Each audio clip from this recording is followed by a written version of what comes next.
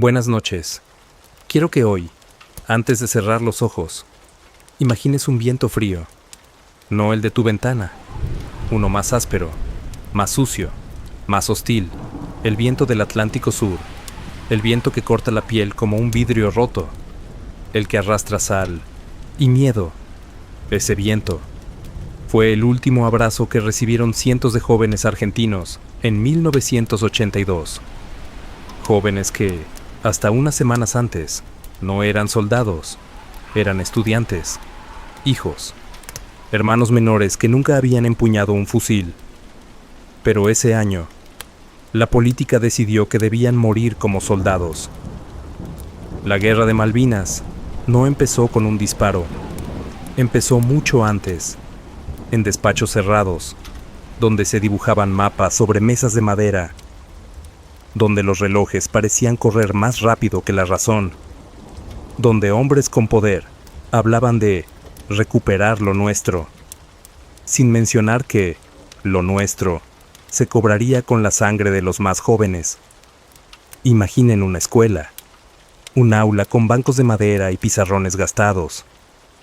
De allí salieron muchos de los que, semanas después, vestirían uniformes demasiado grandes.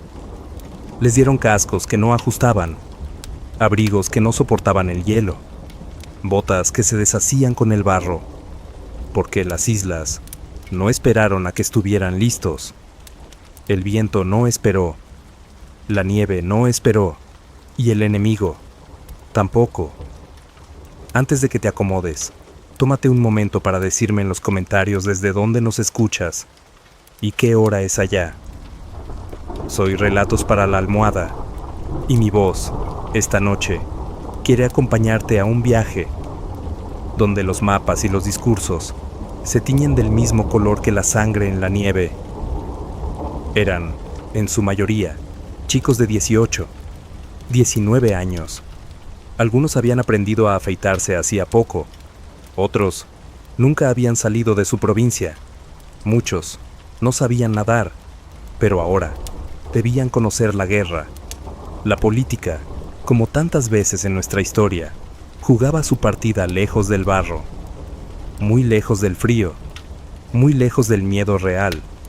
Las manos que firmaban órdenes dormían en camas tibias, mientras otras manos, las de esos jóvenes, se aferraban a un fusil que parecía más pesado que ellos. Y en esa tierra helada, donde el silencio solo lo rompía el viento, aprendieron que el enemigo no siempre estaba frente a ellos. A veces, el enemigo era el hambre. A veces, el enemigo era un abrigo empapado que nunca se secaba. A veces, el enemigo era la política que los había llevado allí y que no los traería de vuelta. En las islas, la noche llegaba demasiado temprano y no se iba del todo. Era un manto gris azulado que se quedaba incluso de día. La luz era débil, como si viniera desde muy lejos. El viento no solo enfriaba la piel, enfriaba el alma. Era un enemigo invisible que se metía por las costuras de la ropa, que robaba el calor como un ladrón silencioso. Los soldados argentinos tenían hambre. No un hambre de antojos, hambre de vacío en el estómago, de no sentir fuerza en las manos. A veces, un poco de pan duro, o una lata de carne en conserva, compartida entre varios. Los que tenían suerte, encontraban agua caliente para un mate. Los que no, bebían lo que podían, donde podían. La guerra no siempre es balas. A veces, es esperar. Es no saber si el siguiente disparo va a llegar desde el horizonte o desde dentro de tu propia cabeza. Es escuchar pasos en la turba mojada y no saber si son de tu compañero o del enemigo. Mientras tanto, en Buenos Aires, los diarios hablaban de heroísmo y victorias. La televisión mostraba mapas con flechas y colores. Nadie hablaba de los pies llenos de ampollas, del frío que hacía doler los huesos, del miedo que se guardaba bajo el silencio, para no contagiarlo a los demás. Los ingleses tenían uniformes que resistían la lluvia, comida caliente cada día, calzado impermeable. Los argentinos tenían voluntad, y voluntad no abriga, no alimenta, no cura. En las cartas que enviaban a casa, muchos mentían. Decían que estaban bien, que no pasaba nada, que hacía un poco de frío, sí, pero nada grave. Mentían para no preocupar a sus madres, que esperaban junto a la radio, intentando reconocer la voz de algún locutor que dijera que todo iba bien. Pero la realidad era otra. En la turba de Malvinas, los días se medían en ráfagas de viento, en minutos que parecían horas, en noches que no acababan nunca. Allí, un mes podía envejecer a un chico más que una década entera, porque lo peor no siempre era el disparo enemigo. Lo peor era la certeza de que estabas peleando una guerra que quizá ya estaba perdida, pero que tenías que seguir luchando, porque retirarse no era una opción, porque rendirse no era una palabra que se pudiera escribir en la carta a casa. La nieve en Malvinas no era blanca, era gris, manchada por la tierra, por el barro, por la pólvora. Caía despacio, como si quisiera posarse en cada herida y hacerla doler un poco más. Entre los montes, el silencio no era paz, era tensión. Era esa pausa que hace el aire antes de que algo terrible suceda. Hubo un soldado, llamémosle Daniel. Tenía 19 años. En su mochila llevaba 2 cartas de su novia, dobladas y ya húmedas por la humedad constante. No se las leía seguido. Decía que era mejor no hacerlo, para que no le agarrara la desesperación de volver. De día, se ocupaba en cavar pozos y mantener el fusil seco.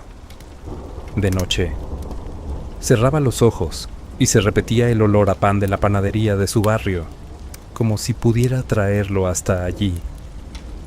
Estaba también Roberto. Era de un pueblito en Corrientes. Había aprendido a nadar en un arroyo y nunca había visto el mar hasta ese viaje. En la primera noche en las islas, no pudo dormir por el rugido del viento y las olas. Decía que el mar de Malvinas no dormía nunca, que tenía hambre. Algunos soldados llevaban fotos en bolsillos plásticos, fotos que se arrugaban, que se mojaban, que se borraban un poco cada día. Otros llevaban estampitas de santos, rezaban antes de dormir, aunque la fe se volviera más difícil con cada estallido de mortero. Los enfrentamientos eran rápidos, violentos. Un segundo, estabas viendo la colina.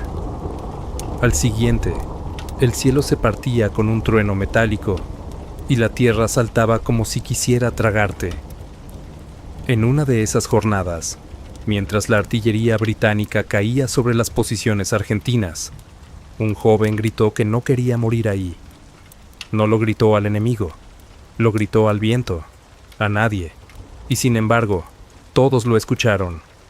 La política, a miles de kilómetros, decidía qué se decía y qué no. En la radio, las noticias eran filtradas. Se hablaba de avances que nunca existieron, de moral alta, cuando la realidad era que el frío y el hambre estaban ganando más batallas que las balas. Mientras en Buenos Aires, algunos festejaban supuestas victorias. En las islas, los cuerpos eran enterrados en la turba helada. Enterrados rápido, porque quedarse demasiado tiempo en un lugar era invitar al enemigo a apuntar. No había tiempo para rezos largos, a veces ni para rezos, y sin embargo, seguían peleando. Porque en ese barro, en ese viento que cortaba como cuchillos, todavía creían que podían ganar, o que, al menos, podían aguantar lo suficiente. No por la política, ni siquiera por las órdenes, sino por el que estaba al lado, por el compañero que compartía la última galleta, el último cigarrillo, el último trago de agua. Cuando llegó la orden de rendición, muchos no la entendieron al principio. El silencio fue pesado, no porque se acabara el combate, sino porque sabían lo que significaba. Todo ese frío, todo ese hambre, todo ese miedo, había sido en vano. Algunos lloraron, otros, simplemente, se sentaron en la turba y miraron el suelo. Habían sido enviados a un lugar del que no todos volverían, y los que regresaran no serían los mismos. El regreso no fue con bandas militares, ni multitudes recibiendo héroes. Fue de madrugada, en silencio, como si el país quisiera esconder a sus propios hijos. Los colectivos militares los dejaron en cuarteles. Las familias habían sido avisadas con apenas unas horas de anticipación. No había discursos, no había aplausos, solo un abrazo apretado, lágrimas contenidas y la sensación de que algo estaba roto para siempre. Daniel, el que guardaba las cartas de su novia, no las volvió a leer nunca. Decía que estaban manchadas de otra cosa que no era humedad.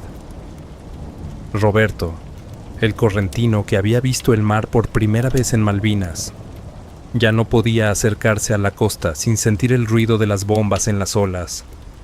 En los pueblos, algunos los miraban con respeto, otros con indiferencia. A veces, incluso con desconfianza, como si la derrota fuera culpa de quienes pelearon y no de quienes decidieron. No hubo tratamiento para el frío clavado en los huesos, ni para las pesadillas que volvían cada noche. No había nombre, en esos años, para lo que ahora llamamos estrés postraumático. Había silencio, y el silencio era una condena. En las calles, el país seguía su vida. La dictadura se derrumbaba, pero los que volvieron seguían cayendo, uno por uno. No por balas enemigas, sino por la soledad, por la falta de trabajo, por el alcohol, por un arma en la mesa. Algunos guardaron sus uniformes en cajas, como si esconderlos fuera una manera de olvidar. Otros los dejaban a la vista, para no dejar que la memoria se diluyera. Pero en las escuelas, las Malvinas apenas se mencionaban, y cuando se hablaba, se hacía rápido, como si doliera demasiado detenerse. En los años que siguieron, muchos de esos hombres fueron muriendo jóvenes. Otros envejecieron con la guerra todavía dentro, una guerra que el tiempo no borró, porque el tiempo no cura lo que nunca fue atendido. Cuando uno camina por un cementerio militar y lee las placas, se da cuenta de que la guerra no terminó en 1982. Simplemente cambió de forma. Y que la frase, cuando la política envió a la muerte a una generación, no es una metáfora. Es un hecho, uno escrito en piedra, uno que aún respira en las calles, en las familias, en las voces quebradas de los que siguen vivos. Porque el frío de Malvinas nunca se fue, solo cambió de lugar. Ahora vive en la memoria, y en esa memoria todavía sopla el viento helado, pero el silencio no pudo durar para siempre, aunque se intentó, aunque la derrota pesara como una losa, y la vergüenza oficial intentara cubrirlo todo con olvido. Poco a poco, algo empezó a romper esa quietud.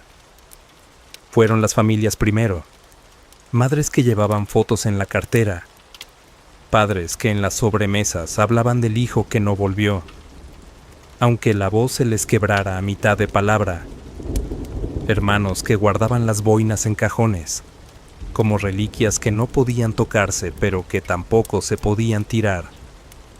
En los pueblos más chicos, las plazas comenzaron a llenarse de placas, nombres grabados en mármol frío, fechas, a veces un pequeño mástil con la bandera celeste y blanca que se izaba los días patrios. Luego vinieron las marchas, los actos escolares. Los veteranos, que al principio no querían salir, empezaron a pararse frente a las aulas para contar su historia. Y los chicos escuchaban, algunos con respeto, otros con asombro, otros sin terminar de entender qué hacía que un hombre hablara tan despacio, mirando al suelo, como si todavía estuviera allá. En 1992, a 10 años de la guerra, se inauguró el cenotafio en la Plaza San Martín, en Buenos Aires. Un muro con los nombres de los caídos, una llama eterna. Y aunque el aire de la ciudad no es el de las islas, en ese rincón parece soplar un viento distinto, más frío, más pesado, en Ushuaia, en Río Gallegos, en Corrientes. Monumentos comenzaron a levantarse, algunos con la figura de un soldado mirando al horizonte, otros con la silueta de las islas grabada sobre piedra, todos con el mismo mensaje: que nadie olvide. El reconocimiento llegó lento, a veces forzado, a veces con torpeza, pero llegó. En 2012, 3 décadas después, algunos veteranos pudieron volver a pisar las islas para rendir homenaje a sus compañeros. Caminaron entre cruces blancas en el cementerio de Darwin, y en cada cruz, un nombre, y en algunas, una simple inscripción: soldado argentino solo conocido por Dios. Hoy, cada 2 de abril, las plazas del país se llenan de banderas. Hay abrazos entre hombres que hace 40 años compartieron trincheras. Hay canciones, hay lágrimas, y hay una certeza que ya no se calla, la de que fueron enviados a una guerra imposible, pero que su entrega no se mide en victorias o derrotas, porque al final, el tiempo hizo algo que la política no quiso hacer en su momento: darles un lugar. No el lugar que merecen, pero sí uno desde donde se los puede mirar sin que el silencio los devore. Pero mientras la memoria de los soldados crecía, la de los políticos que los enviaron se iba pudriendo. Sus nombres ya no son pronunciados con respeto, se recuerdan con bronca, con desconfianza, con ese sabor agrio que deja la traición disfrazada de patriotismo, porque la historia oficial puede maquillar las fechas, pero no puede borrar las decisiones que empujaron a una generación entera al frío y al hambre. Del otro lado del océano, la figura de Margaret Thatcher también se forjaba en sangre. Para Inglaterra, fue la Dama de Hierro. Para muchos argentinos, simplemente, la mujer que ordenó no dar tregua, fría, inquebrantable, convencida de que la guerra, más que por territorio, era por demostrar fuerza. Y lo hizo, a cualquier precio. El 2 de mayo de 1982, el crucero Ara General Belgrano navegaba fuera de la zona de exclusión declarada por el Reino Unido. No estaba atacando, no estaba siquiera avanzando hacia la flota británica. Aún así, recibió el impacto de 2 torpedos del submarino nuclear HMS Conqueror. En menos de una hora, se hundió en las aguas heladas del Atlántico Sur. 323 argentinos murieron ese día, la mayoría muchachos de 20 años o menos. Algunos no sabían nadar. Para Inglaterra fue una victoria táctica. Para la Argentina fue una herida que todavía sangra. El hundimiento del Belgrano es, hasta hoy, un símbolo de lo que fue esa guerra. Una batalla donde las reglas se torcieron, donde la diplomacia quedó sepultada bajo los restos de un buque. Las imágenes de ese día no suelen mostrarse en los actos escolares, pero están ahí, en las memorias de los que sobrevivieron, o en las pesadillas de quienes recibieron la noticia en tierra firme. Mientras tanto, los altos mandos militares de entonces siguieron sus vidas, algunos con juicios, otros con discursos vacíos en aniversarios que parecían más un trámite que un homenaje. El pueblo, sin embargo, aprendió algo: que la bandera no siempre está en las manos correctas, y que quienes la agitan más fuerte no siempre son quienes están dispuestos a defenderla con su vida. Hoy, más de 40 años después, la causa sigue latiendo, no en los escritorios del poder, sino en las manos de quienes llevan un pequeño escudo de las islas en la campera, en los murales pintados en las paredes de pueblos olvidados, en las placas oxidadas al costado de las rutas, donde el viento levanta polvo sobre nombres que casi nadie pronuncia en voz alta. En las escuelas, los chicos aprenden que las Malvinas son argentinas. Repiten la frase como una consigna, pero muchos desconocen lo que costó mantenerla viva. No se les habla del frío que cortaba la piel, del hambre que mordía el estómago, de las botas empapadas que nunca se secaban, ni del silencio incómodo que recibieron los excombatientes cuando volvieron, porque no siempre se los recibió como héroes. Algunos llegaron en la madrugada, en colectivos sin banderas, para no molestar a la ciudad que dormía. Otros pasaron años sin que se les preguntara cómo estaban. La guerra había quedado atrás para la política, pero no para ellos, y sin embargo, siguen marchando cada abril. Algunos con bastones, otros en silla de ruedas. Llevan las fotos de sus compañeros caídos, las dejan frente a los monumentos y esperan en silencio. Es un silencio distinto. No es olvido, es respeto. Es la manera de decir que, aunque el tiempo pase, la deuda sigue ahí. Incluso en el Reino Unido hay voces que cuestionan decisiones de aquella guerra, que recuerdan que el Belgrano estaba fuera del área de combate, que preguntan, todavía, si la sangre derramada era necesaria. Pero la política tiene un talento especial para esquivar esas respuestas. En Argentina, la causa Malvinas es más que geografía. Es una herida abierta que se hereda como se hereda un apellido. Es un recordatorio de que las guerras no siempre las deciden quienes las pelean, y que la memoria, si no se cuida, se convierte en un trozo de mármol frío, olvidado en una plaza. Por eso, cada vez que alguien dice, las Malvinas son argentinas, lo que en realidad debería escucharse es, no olvidamos a quienes las defendieron, aunque la política los haya olvidado primero. Las guerras terminan en los mapas, pero no en las personas. En las cocinas de muchos veteranos, todavía hay un rincón donde guardan lo que trajeron de allá. Un gorro, una foto doblada, una carta escrita a mano que nunca llegó a enviarse. No las muestran seguido, porque abrir esa caja es volver a escuchar el viento helado soplar entre las carpas. Es volver a sentir el peso del fusil a las 3 de la mañana, cuando el enemigo no es solo el otro ejército, sino el propio miedo. La política se movió rápido para escribir su versión de la historia. Puso nombres en mármol, levantó monumentos, organizó actos con discursos impecables. Pero a veces, esas palabras suenan huecas frente a la crudeza de lo que vivieron, porque lo que no se dice pesa más que lo que se escribe. Margaret Thatcher construyó su victoria política sobre las aguas frías del Atlántico Sur. En Argentina, algunos intentaron construir olvido, pero el olvido es frágil cuando hay miles que se niegan a soltar la verdad. Cada 2 de abril, las plazas se llenan de banderas y de abrazos silenciosos.